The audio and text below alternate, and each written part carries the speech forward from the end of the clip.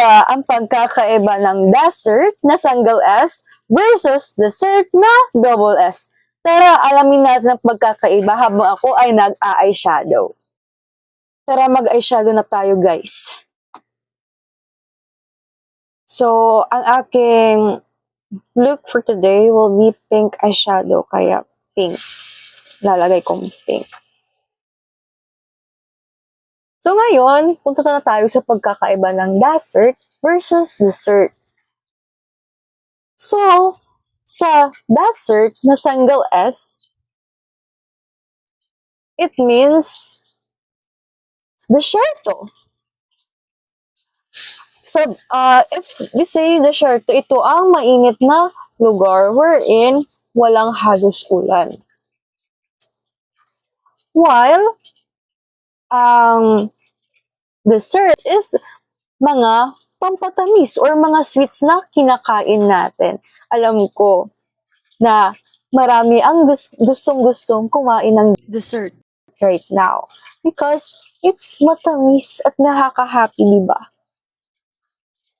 So always tandaan nyo na dessert na single S is desierto, while dessert na double S is pagkain na mga matatamis. So always remember, guys, na dessert, double S siya dahil matamis. Okay? At ngayon, tatapusin natin ang eyeshadow look ko. Lagyan na natin ng shimmer dito. Shimmer. Lang. Then,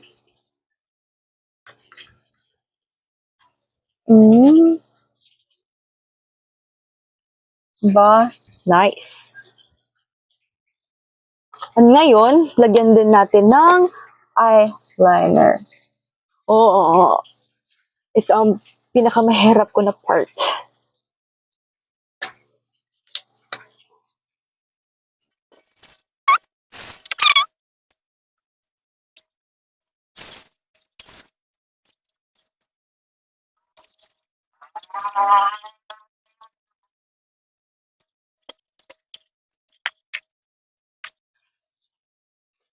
Diba? And then, wag natin din kalimutan na lagyan sa lower eyes natin.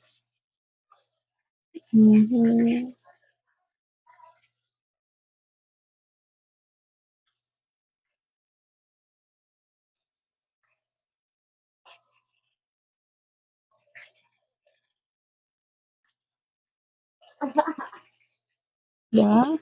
At some shimmer din.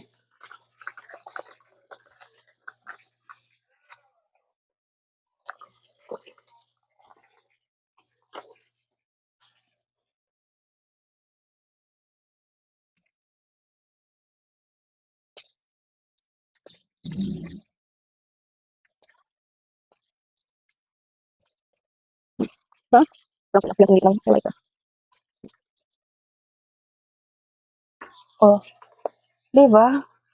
Simple lang siya, pero pack na pack.